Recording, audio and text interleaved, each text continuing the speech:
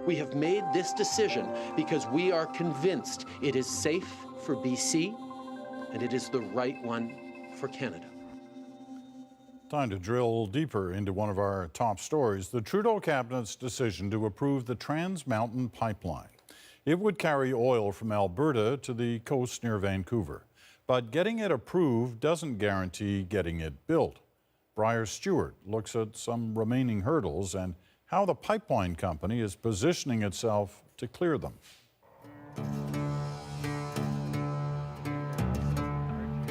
In a windswept valley in British Columbia's interior lies Lower Nicola, a small First Nations community. Here the band has helped build businesses based on agriculture and forestry, but another industry also runs right through their land. Right here, if you look this way and you come down this way, is where the current Kinder Morgan pipeline lies. This is also where Kinder Morgan's new Trans Mountain Pipeline is slated to go, but only if the community allows it. Ottawa may have given it the green light, but that doesn't mean all those living along the line are on board. Aaron Sam is chief of the Lower Nicola Band. We have been having discussions with the company for a few years now. We still aren't at a place where we are satisfied with supporting the project. He worries about the prospect of a spill and the impact oil sands development is having on climate change. Sam had hoped the federal government would delay making its decision on Trans Mountain. It didn't. In fact, the Prime Minister made the announcement 3 weeks ahead of the government's own self-imposed deadline. The Government of Canada has approved the Kinder Morgan Trans Mountain Expansion Project. When Kinder Morgan's first line was built in the 1950s, the challenge was crossing the rugged terrain. The obstacle now, the divided political landscape. If this project wants to proceed ahead without much controversy, it's important to get as much buy-in from First Nations as possible. I don't believe we're there yet. The new Trans Mountain line is slated to cross land owned by 6 First Nations. Kinder Morgan has struck agreements with 4 of them. Getting into communities is the only way you truly appreciate and understand what the concerns and the issues are.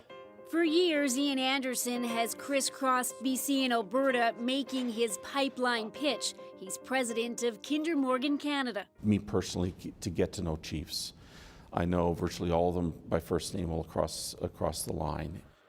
The company has received 39 letters of support from First Nations and has confidential agreements that are worth more than $300 million. The deals last for 20 years and guarantee investment and jobs for those First Nations that are on side.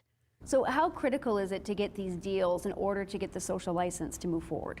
Well, I think they're important to the extent that, in my mind, is a strong statement about public permission social license, that we've listened to the concerns, we've factored them in, and the community has told us they're okay. Michael Labourdays helped negotiate one of the first deals with Kinder Morgan. See these markers here? That's the pipe there. He used to be chief of the Whispering Pines Clinton Indian Band. We were beating each other up with lawyers for a few years before we realized we want the same things. You want to keep the oil in the pipe. You want it to be safe. You know, we've all seen the photos of the muddy ducks or the oily ducks on the beach and, you know, those kinds of things. And we both want to avoid that. They began to etch out a deal with the company in 2012. In 2014, they voted unanimously to sign on. There was people who are still opposed to the pipeline in my community, but they saw the benefits in it, and they supported the agreement. So this is where our reserve begins, right here. It's common practice for First Nations to sign these types of agreements with industry working on their reserves or traditional territory. But what makes Trans Mountain unique has been the scale of the negotiations. It's the Mount Everest of consultations. Well over 100 bands have to be consulted on the expansion of the Trans Mountain Pipeline. It's not just First Nations that have been at the negotiating table. The plan is to have the new line run under nearly 3,000 private properties, including right through this front yard.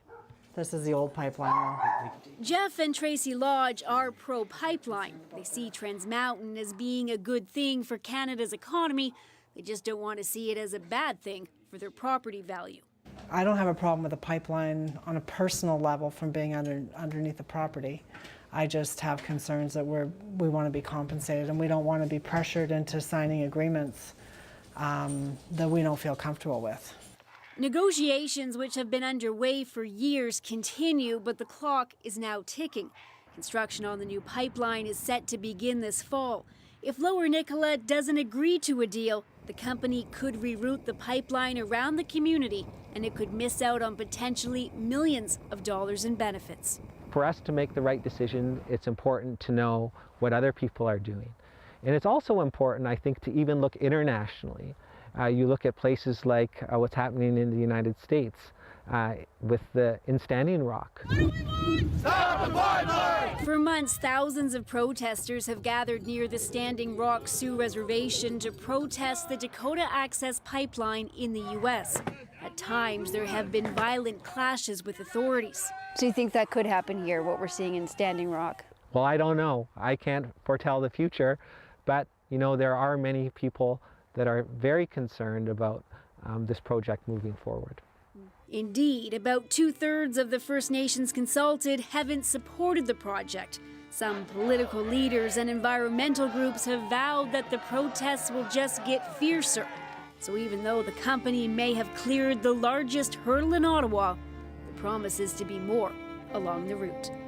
Briar Stewart, CBC News, Lower Nicola, BC.